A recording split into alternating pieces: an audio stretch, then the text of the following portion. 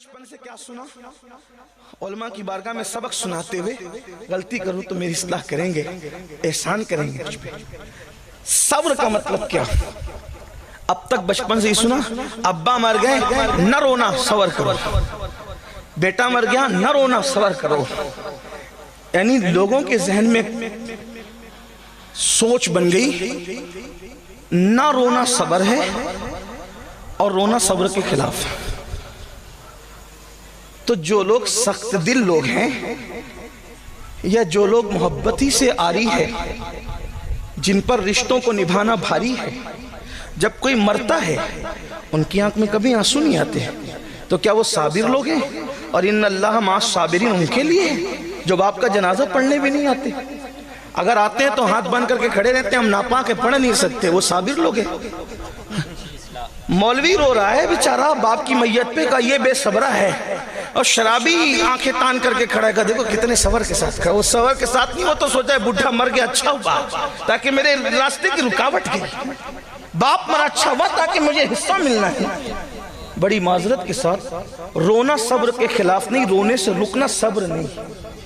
اگر رونا صبر کے خلاف ہوتا اس حدیث کا جواب آپ کہاں سے لائیں گے کہ میت پر تو رسول اللہ خود بھی روئے ہیں،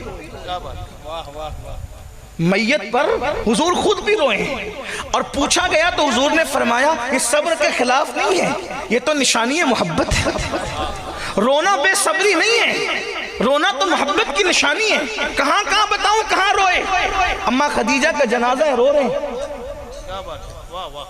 حضرت ابراہیم کو دفن کرنے رو رہے ہیں۔ حضرت ابراہیم کے موقع پر تو لوگوں نے پوچھ لیا یہ ابراہیم ابن محمد حضور علیہ السلام کے سب سے کم سن صاحبزادے، آخری صاحبزادے جو حضرت ماریہ قبطیہ سے پیدا ہوئے، ان کا وصال ہوا تو حضور دفن کرتے ہوئے رو رہے، خاموش آنسو جاری۔ حضور آپ نے تو منع کیا رونے سے، آپ رو رہے ہیں۔ فرمایا یہ رونا منع نہیں، یہ تو محبت کی نشانی ہے۔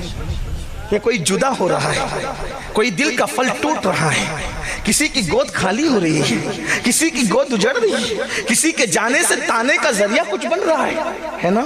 تو یہ رونا صبر کے خلاف نہیں، محبت کی نشانی۔ حضور روئے، ماں خدیجہ کے جنازے پر روئے، حضرت ابراہیم کے وصال پر روئے، اسی طریقے سے حضرت حمزہ کے جنازے پر روئے، اسی طریقے سے حضرت اسود کے جنازے پر روئے، حضرت شہدائے احد کے جنازے پر روئے۔ حضور علیہ السلام آنکھوں سے آنسو جاری ہے، حتیٰ کہ بعد وصال بھی حضور امام حسین کی شہادت پر روئے، اٹھا کر کے سیاہ کو دیکھے، دن بھر خون جمع کر رہے ہیں، آنکھ سے آنسو جاری ہے۔ حضرت ابن عباس نے جو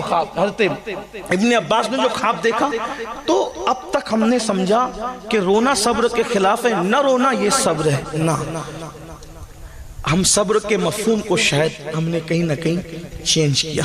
رونے نہ رونے کا تعلق صبر سے نہیں ہے، صبر کا مطلب ہوتا ہے رکنے یا روکنے کے۔ صبر کہتے ہیں رکنے یا روکنے کے۔ تو صبر کا جو اصل مفہوم ہے وہ ہے اس سے رکنا جس سے اللہ نے روک دیا۔ اب صبر کیا ہوا؟ اس سے رکنا جس سے اللہ نے، اب میت پہ کیا کہتے ہیں؟ صبر کر، مطلب رونے سے نہیں روکا جا رہا ہے۔ میت کے موقع پر لوگ روتے روتے اس کی خوبیاں بنا کر کے بیان کر کر کے نوحہ کرتے ہیں، تو اللہ نے فرمایا مجھے غم کے موقع پر سب سے زیادہ جو آواز بری لگتی ہے وہ نوحے اور ماتم کی آواز ہے، اور خوشی کے موقع پہ ڈھول اور تالی کی آواز مجھے بری لگتی ہے۔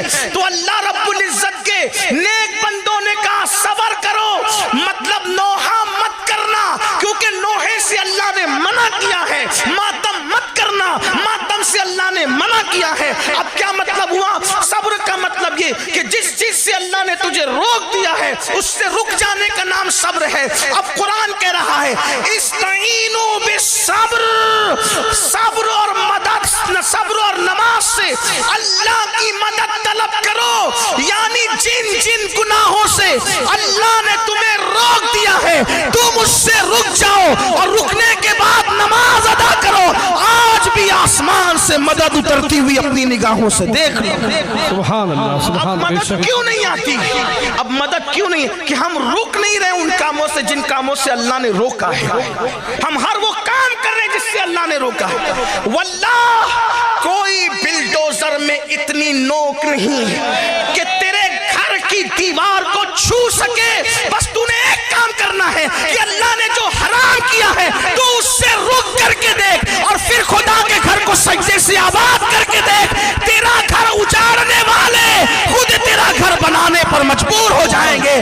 ہائے آیا فتنہ تاتار کے افسانے سے پاسباں مل گئے کعبے کو صنم کھانے. نعرہ تکبیر, نعرہ رسالت, مذہب اسلام. سبحان اللہ, سبحان اللہ, واہ واہ واہ. کسی حکومت کی تلوار میں اتنی طاقت نہیں کہ تیری گردن کا, بس تو حرام سے رک جا.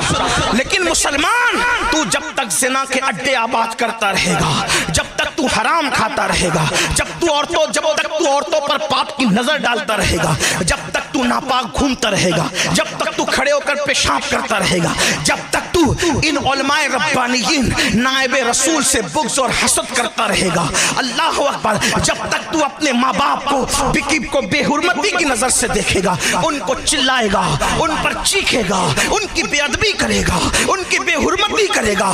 ہاں اپنی جوانی کے غرور کے اندر, اپنی جوانی کے نشے میں تیرا نام عبد الرحمن, عبد السلام, عبد المصطفیٰ تو ہوگا, لیکن تیرا کردار مسلمانوں جیسا نہیں. تو صبح کر رہا ہے مشرکوں کی طرح, یہود اور نصارہ کی طرح, تو چہرہ بنا رہا ہے یہود اور نصارہ کی طرح. تیرا حال یہ ہے کہ تجھے فلم میں بیٹھنے کے لیے 3 گھنٹے تھکن نہیں ہوتی, لیکن 10 منٹ تو مسجد میں نہیں بیٹھ سکتا. ہاں تیرا حال یہ ہے کہ تیرے گھر کی بیٹی مشرکوں کی, یہود اور نصارہ کی بیٹیوں کی طرح